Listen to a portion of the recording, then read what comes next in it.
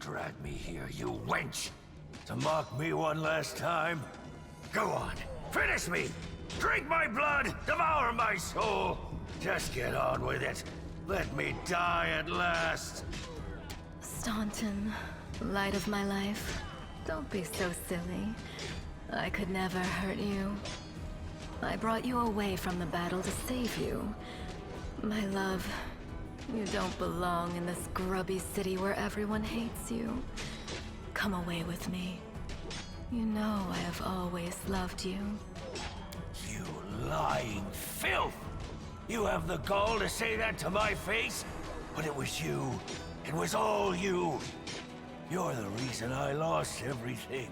You're the reason why everyone despises me! So it was me who brought shame upon you in front of the people you called friends? It was me who mocked you year after year, spat on you, forced you to do dirty, demeaning work like you were a drudge, and not the bravest of knights. No, it was all of them. The Crusaders and their witless queen. If you remember the day Dresden fell, I asked you to be its new ruler.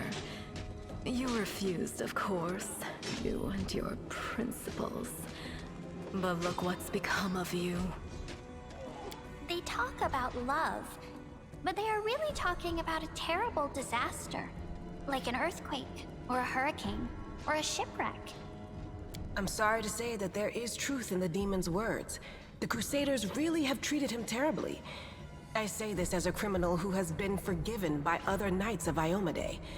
But like all demons, she has built a mountain of lies and deception upon this one grain of truth.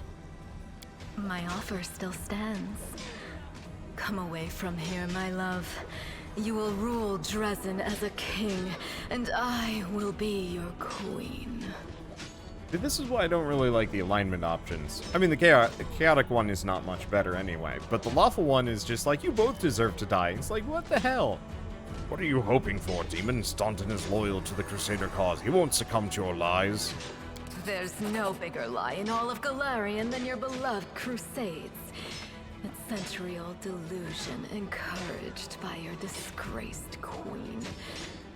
The only thing that is true is my love for you, my darling.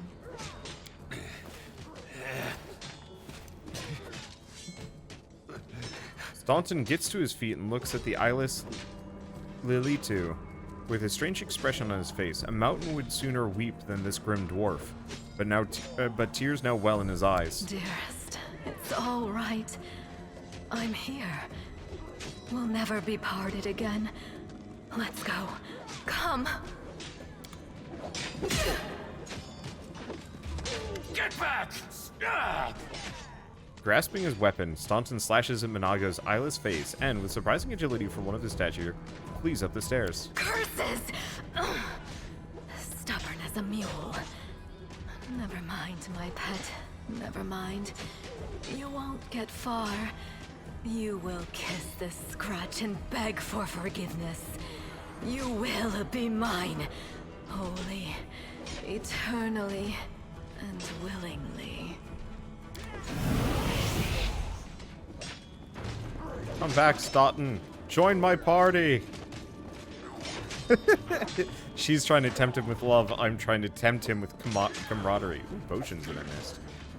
Oh, sweet Jesus, this is a lot of things. Hopefully, maybe we get to sell all this stuff by the time we're done, but I doubt it. I'm just going to assume that almost all of this stuff is grabbage, and I don't need to think about it too hard. Hello, bloodstained note. Unfinished letter. We might as well grab that. Yeah, alright. It's fine.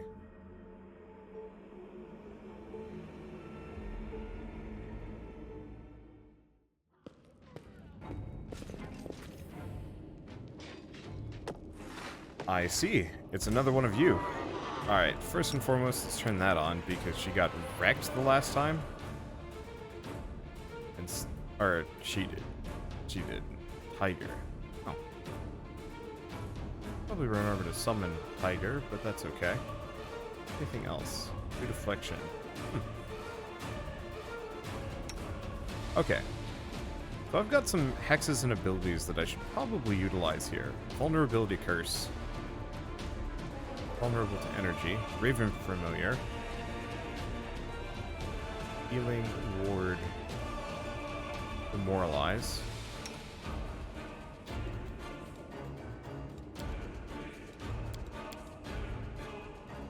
I can't do aid.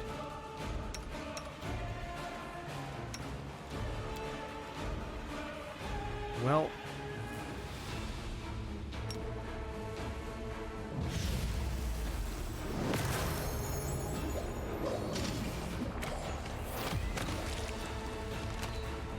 I mean, it went down before she could actually even properly mutagen here, so I guess we're fine. Oh, and are we going back again? Looks like we're hopping the barricade. Hello! No boss fight? Well, alright, time for me to fix this crystal. You know though, before we do...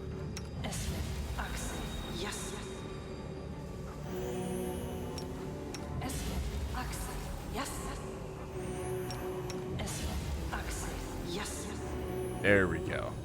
Now we've got a hale and healthy party.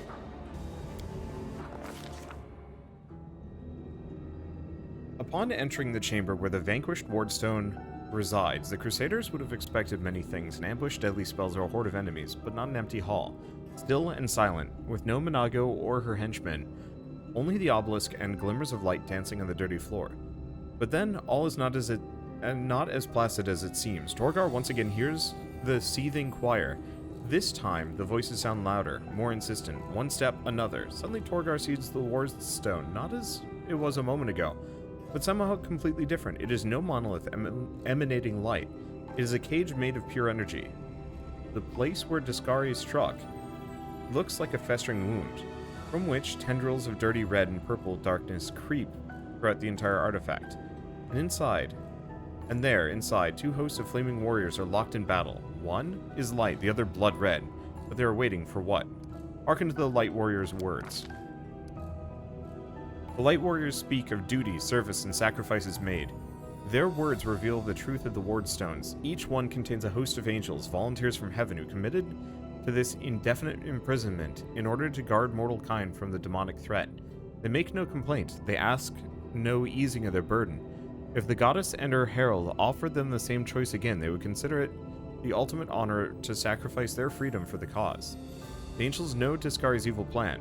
When the last of the light warriors falls, the Wardstone will become a deadly explosive that will destroy everything around it, and the other obelisks in the chain will meet the same fate. The light warriors pray for help. They plead for someone to strike down their fallen brethren. Those who succumb to the demonic corruption are already beyond salvation. But if they are stopped, it will allow the Wardstone to heal and the light host to continue its duty. The crystal chisel, discovered in the ruins of Canabras, is the ideal weapon for this task. It will cut out the corruption along with those who have succumbed to it, and restore the Wardstone's full power, in the eyes of the Aeon, until now slumbering peacefully in the hero's soul, awaken. They urge the hero to look upon the Wardstone through them. The Aeon's eyes wish to see. Look on the angels with the Aeon's eyes. The eyes of the Aeon pierce through the essence, matter, and time, and reveal the truth of the Wardstones. The stones are just as much a perversion of the world wound, as the world wound itself. The demons are not of this plane, but this did not give Iomade and her herald license to disrupt the balance still further, by imprisoning untold numbers of angels in stone. A crime committed in the name of good does not offset those committed in the name of evil. It only multiplies the harm done to the cosmic order. Hearken unto the Red Warriors' words. The Red Warriors speak of pain and lies and disillusionment. Their words reveal the truth of the Wardstones. Barrier surrounding the world wound is built on the bondage and suffering of countless angels. Every injury dealt to the Wardstone these angels experience is physical agony. The pain is driving them insane. Deceived by the hollow platitudes about duty and service, they suffer torment day after day for the sake of ungrateful mortals who do not even know their names. Enough. The Red Warriors know that their blades, now turned against their former brethren, hasten the triumph of Discari and his servants. Once the Wardstone has been wholly conquered by corruption, He'll become a deadly weapon under the demon's control. Some of the Obelisk's prisoners beg for their freedom, while others pray only for death. But they all agree that this existence is unendurable. The crystal chisel discovered in the ruins. Okay, so make a decision.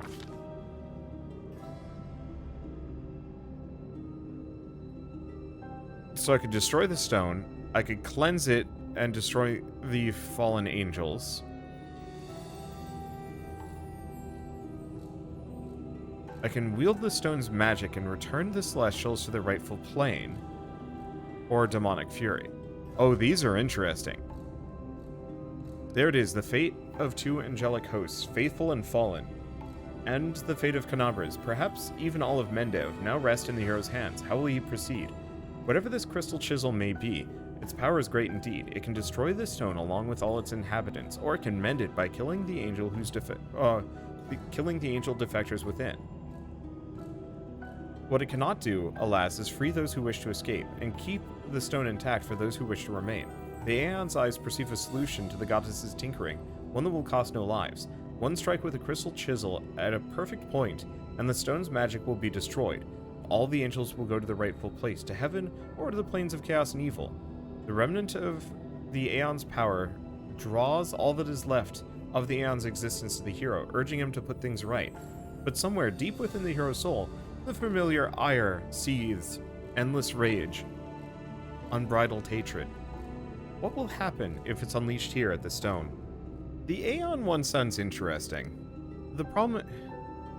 you know what? Wield the stone's magic and return the Celestials to the rightful plane, as the Aeon would have wanted. The Wardstone, the goddess's weapon used in her violation of the cosmic order, the demon-crafted chisel discovered at the scene of the very same crime. It would only be fair if both instruments ceased to exist in the same moment. One precise strike and the chisel will cut through the stone like hot knife through butter, nullifying the criminal magic of the inheritor. With cries of terror and amazement, the imprisoned angels go to the rightful places, the faithful to heaven and the fallen to the plains of chaos and evil. The chisel turns to dust, and with a blinding flash, the stone follows it into oblivion. The eyes of the Aeon look on with satisfaction. The Aeon's mission is complete. Though it came at a high price, what remains of the Aeon can now rest in peace, knowing that the world is in good hands. And for the mortal who brought all this to an end, seeing the world through the Aeon's eyes has left its mark on him. The Aeon's orderly worldview, not unlike a shifting grid of coordinates, has been imprinted on his eyes. Eyes which will henceforth be able to see the truths that often evade ordinary mortals. The Crusaders succeeded, the angels' battle within the Wardstone is ended, and the threat to the entire chain of stones has been eliminated. Of course, this has won no guarantees of safety for the future. What happened here can happen again. The Mendavians can no longer rely on Iomede's gift as they once did, but the danger has passed for now.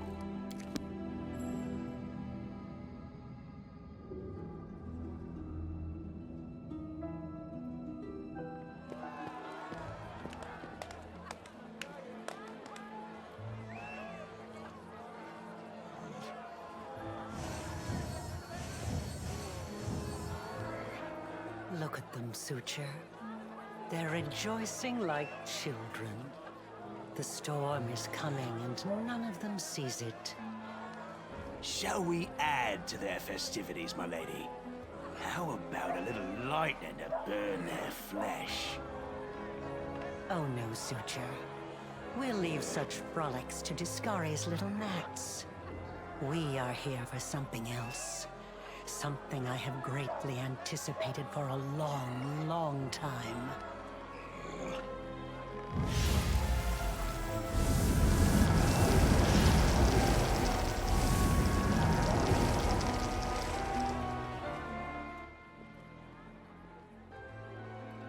Oh. That was me on the ground. It took me a bit to process that. Loud.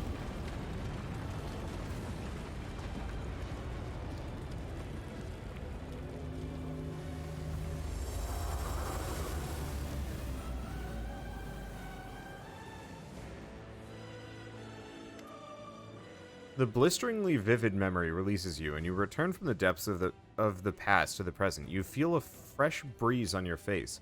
The energy expelled from the wardstone has blown the roof off of the Grey Garrison. The wardstone's energy suffuses you, and through you, fault flows into your allies. What's that? What's happening to me? What are you doing here? How? I see. Tricks from your pathetic goddess. So even Iomedae will resort to dirty tricks when you have her cornered. Don't celebrate yet, mortal. There's no one to hide you from me now. Look, you're already wounded. Pathetic mortal. I'll have no trouble finishing you off now. You'll die anyway. So, looking down, you notice that the wound on your chest has opened up again and is bleeding as if you were hit by a sword. But there's no pain. All you feel is power filling you. Right before your eyes, the edges of the wound start to join and heal until it closes fully. Monaga's face twists in frustration.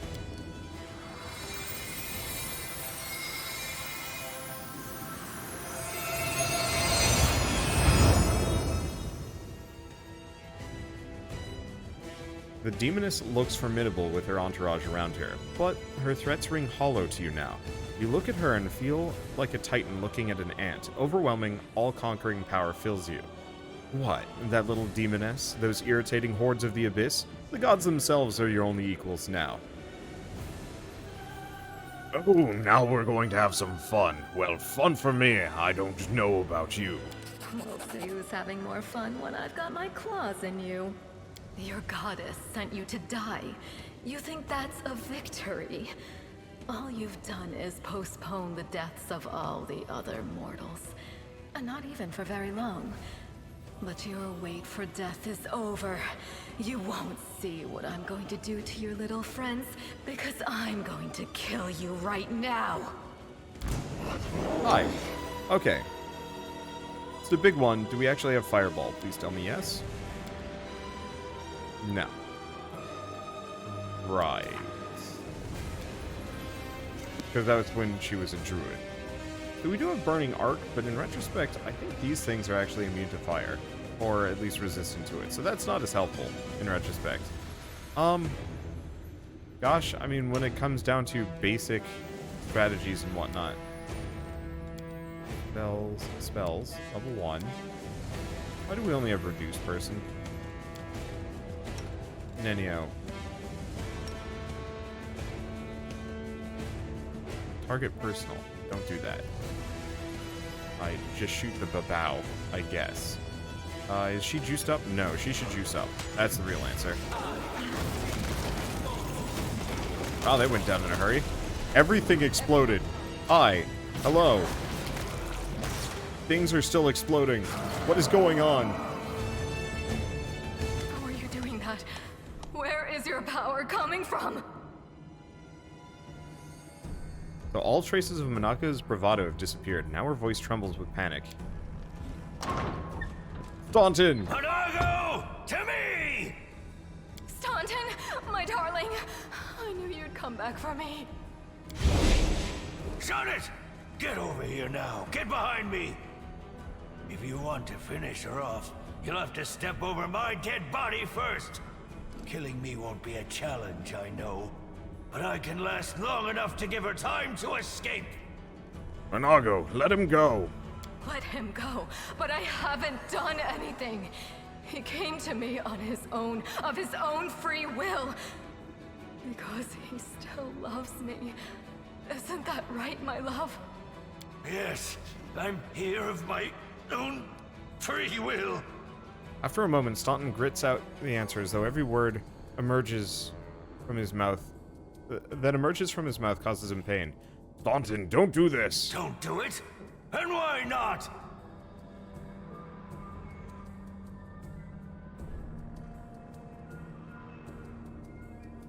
You still have a chance to redeem yourself. Staunton, it's the truth. The Crusaders of Canabras have treated you like dirt. But we would never do that to you. We are your friends. Shut up! I've been listening to fairy tales about redemption for 70 years! Enough! Not another word! What did she promise you for your betrayal, Dresden? You must know that's a lie. She's already given me a lot more than all you Crusaders ever did.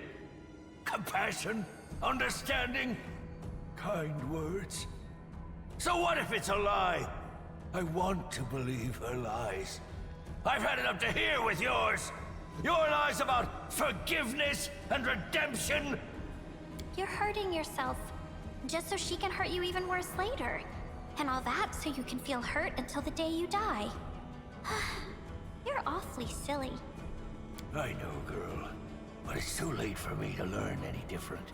When I die, pour one out for the old fool. Enough talking. Monargo, cast your spells and get out of here. I'll hold him off. Quickly, before I change my mind. No, my sweet, I won't abandon you. We'll leave this place together, and we'll go where we can be happy. Go. Let me finally. God damn it all! Let's go! Alright, cool. The demon and the traitor vanish in a magical haze. You feel the energy thrumming through your body and soul start to fade. It doesn't leave you. It hides somewhere deep down, leaving behind a small amount of incredible energy, as well as the understanding that you will one day master that inconceivably huge power. Oh, all the other demons are dead. We've earned our first mythic rank as a mythic hero, starting a whole new track of development, independent from your class levels. Every time your mythic rank increases, you and your companions will gain new mythic abilities or feats. Ooh. Okay. Let us take a look. Okay. So we have Mythic Hero. I see them, but I can't click on them.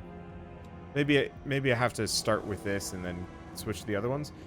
So Mythic Heroes are set apart from their contemporaries, capable of amazing feats of courage in the face of overwhelming odds. In spite of this, they're still similar in many ways to other adventurers. They have hit points, armor class, and saving throws. In fact, most of their statistics are comparable to non-mythic characters of an equal level. Where mythic characters differ is the special mythic abilities. These abilities enhance mythic characters both in and out of battle, allowing them to take part in extraordinary, larger-than-life adventures. Okay, so, first Ascension. Bit of fun. Draw from their chaos to create 3 illusionary copies of themselves. 3 times per day. Horns, gain a gore attack.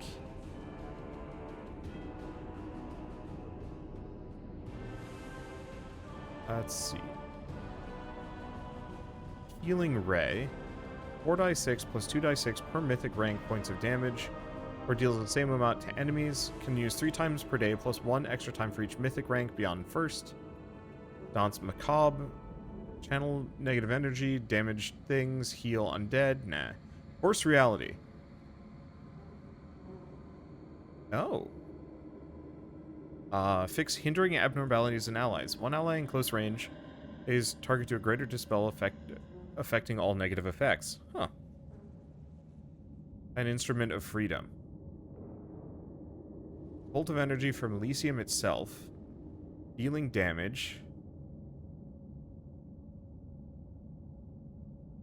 Let's see. Used on allies, instead charges their attacks with weapons for 2+ mythic rank rounds. Companion attacks deal an additional 2d6 points of holy damage on hit, and count as good for the purpose of bypassing damage reduction. On second mythic rank, closer to Azada's, gaining electricity resist 20, and extra saving throws against mind-affecting effects.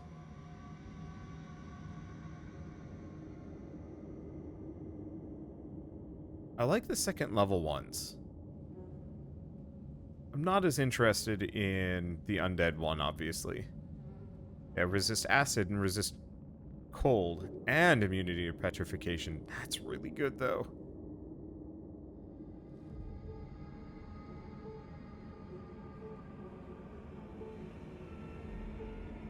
Yeah, I don't know. I mean, Instrument of Freedom and Close to the Heavens are both good. What are the other ones?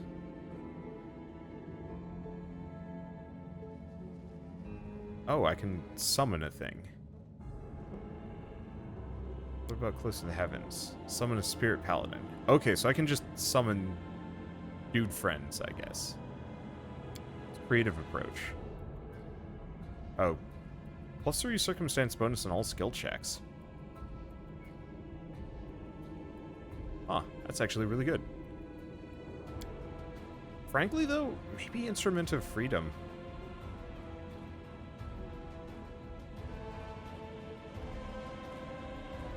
Is this a standard action thing? I have no idea. Yeah, I'm just gonna go with that. I like the Azadas. Hello. And we also have a mythic ability. So, attacks are now affected less by luck. Don't automatically miss when you roll a 1.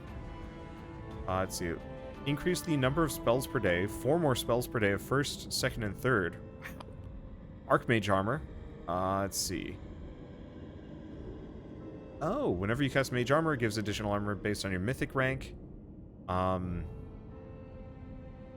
one energy type. The damage of that energy type can no longer be prevented or reduced by resistances or immunities. Oof. Let's see. Ascendant Summon sounds pretty good. Battle Meditation.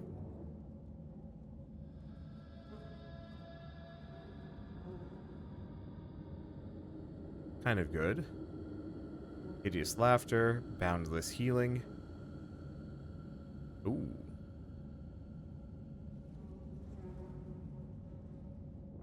Boundless Healing is pretty good.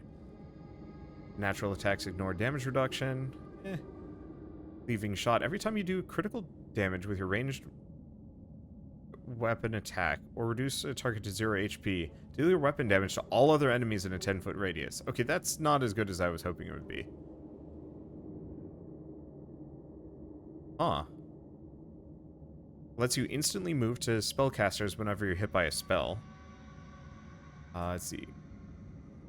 Distracting Shot seems pretty dang good.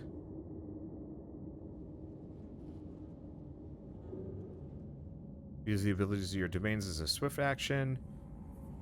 Every time you deal energy damage to a creature, you apply elemental mark to it. During the next 3 rounds, you deal energy damage to a mark target with a different type of energy.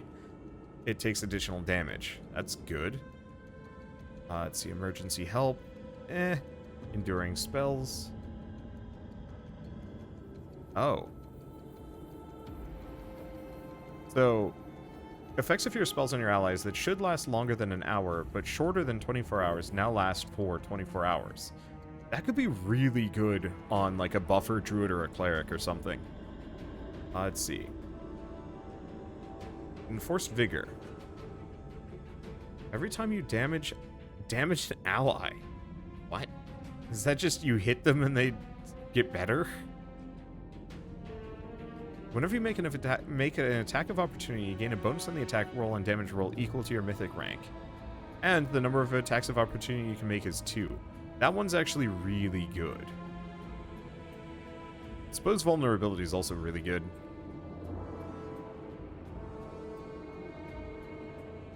Inspirational Leader ain't bad. That's not that helpful. Limitless Rage. Oh. You no longer have a limited amount of rage rounds per day. Oh, that makes being like a barbarian way more viable for me, if I want to switch at some point. Ooh, Leading Strike. Every time you hit a target in melee combat, leave a mark on it. Any ally attacking the marked target does extra damage. That one's pretty good.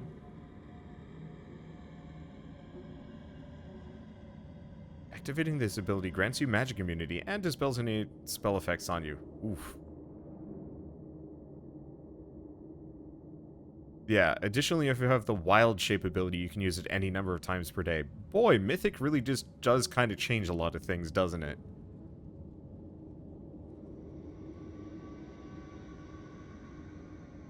Shadow spells are 20% more real. Ooh.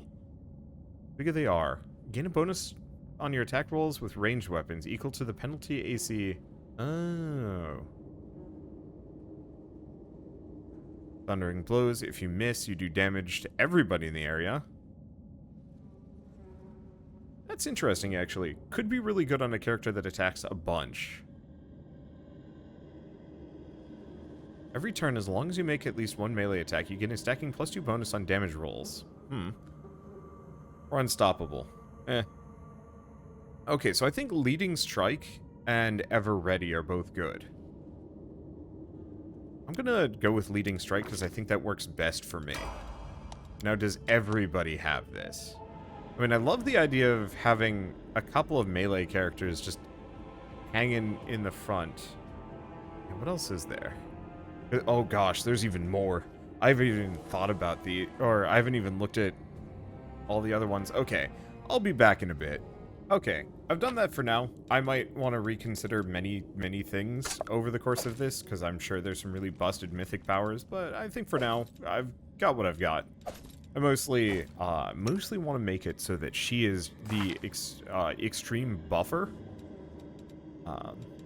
Because, oh shoot, where is it? Mythic Path. Oh, I gave her Boundless Healing. I wonder if I can redo these. Hopefully I can. I don't know. But the buff that sticks around for a while, or the one that makes buffs last for 24 hours, that could get really busted with like the mass bull strength and whatnot. And I'm kind of hoping I can get my hands on that. Maybe. All right, let's leave. We're just below the threshold.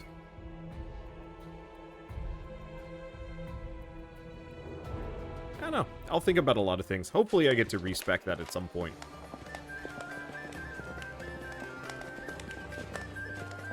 Make way. Warrior Queen coming through with a round for the heroes. Whoa, the heart is packed. And you considered nixing this little shindig, Beth? When Anavia reaches the long table your party is gathered around, she heavily flops onto the bench and hands out tankards of beer. I did consider it, and I am still considering it. It hasn't even been a week since the last demon was booted out of Canabras. And we really should be in a period of mourning for all the city's fallen. But the people deserve to celebrate. And he deserves to be honored for saving the city and possibly all of Mendov. That was one hell of a fight. One hell of a fight calls for one hell of a party. According to the Watch reports, there has been no demon activity whatsoever outside Canabras. I get the feeling the fiends are as shocked by what happened as we are. What happened in the garrison, what you did, it was a miracle. I truly believe that the gods remembered us and decided to intervene. Beth, come on, you agreed. No serious business today. All right, I'm done. No more. Who would have thought we'd be celebrating a successful attack on the Grey Garrison, our own fortress, and that we'd blow the roof off the place? It's simply unforgivable. Comes the cheerful voice of someone sitting in the far corner of the table. While we're on the topic of the roof, there's already a rumor going around that you have been blessed by Iomade herself. And it was her power granted to you that destroyed the garrison's walls and roof. And it turns out the people want a little piece of that blessing for themselves. The townsfolk are gathering chunks of the garrison's rubble as souvenirs and talismans. And I'm sure they'll hit the black market soon enough. Oh, yeah. Here, breathe on this for me. For good luck. We need all the luck we can get. Breathe on this stone. Heck yeah. Nice. I'll put it on display at home. Or maybe I'll make a hole in it and wear it as a pendant. Nevi! What are you on about now? What do you mean? Do you see many people at this table who've been personally blessed by Iomade herself? Well, a couple perhaps. This is the same mirthful voice that joined in before. Iomade's blessings are not conveyed through stones, and as public officials, we really shouldn't. Yarabeth looks at the end of the table where the voice originated, and her eyes widen as her words trail off. I feel a little chastened after what you said about public officials. But I myself have acquired a few pieces of stone, and also wish to ask our hero to breathe on them for good luck. So, what now? Are you going to toast me out of this fine establishment? The woman dressed in unshowy finery raises her eyebrows. Your Majesty. Yes, It is I.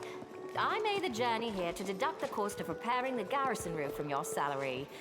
We have not been introduced. Galfrey of Mendev. I didn't expect to see the queen at our table. I was most keen to see the savior of Canobras with my own eyes. Why not come share your table in a cozy tavern?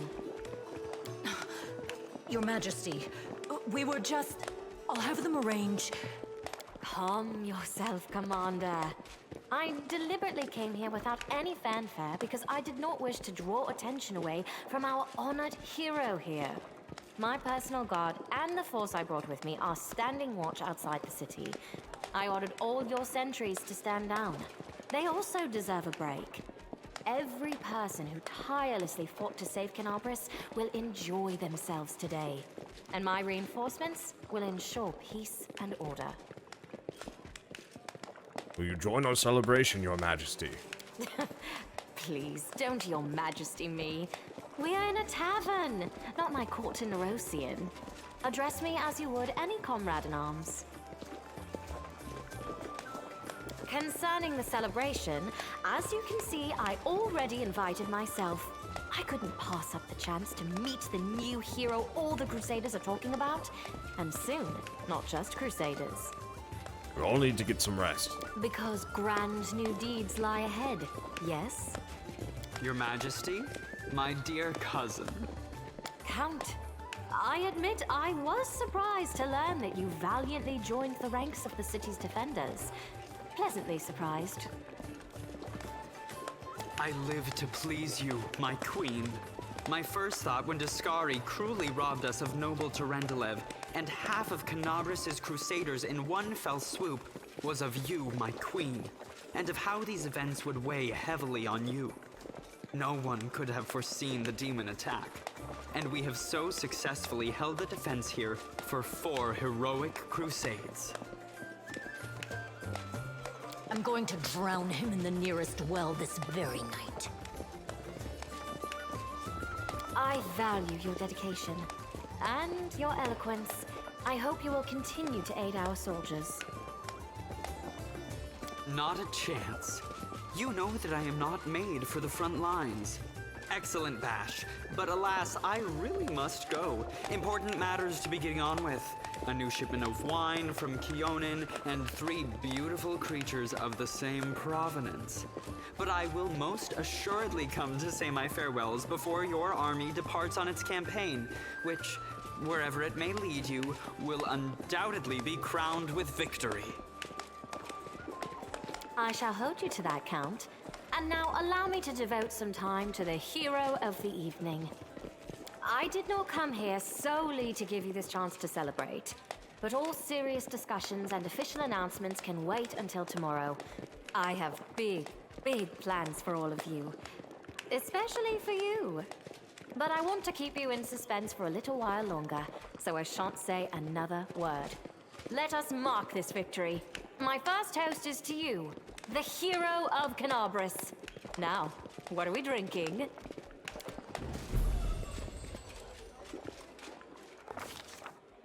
The fires of Canobras have died down. Now the army's path leads to the walls of Dresden, a fallen citadel that the Crusaders have been trying in vain to reclaim for 70 years. The new piece on the board might give their efforts some added momentum. Yay. I think we're in chapter 2? I don't actually know. Well, this is certainly different.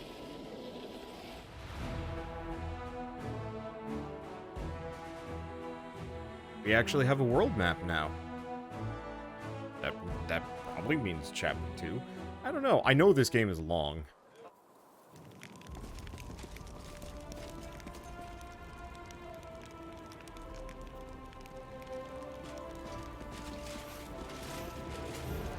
Rise, warriors. Today is a day of sorrow and pride. Sorrow because we weep for our brothers and sisters who perished in Canobras. Pride because despite demonic treachery, our heroes repelled the attack and saved the city. I Queen Godfrey of Mendev, declare this day the first day of the 5th Crusade. And I am glad to introduce the one who will lead the attack on the forces of the Abyss, the hero of Canobris, Knight Commander of the 5th Crusade. Your leader from now unto victory or death. And now it's time to rest. Everyone is dismissed.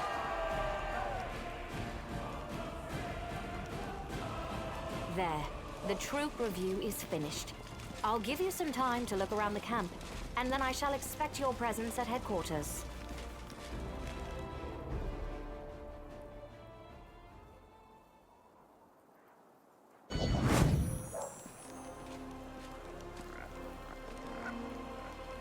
Commander, allow me to join you while you inspect our encampment. I wish this was all voice acted. Alright, well, we are now, I think, properly in Chapter 2. I guess we should be, yeah. It really doesn't say anything here, but that's fine. Alright, so we got a whole bunch to do, a lot of characters to talk to, and a lot of things. A lot of things. A lot of things.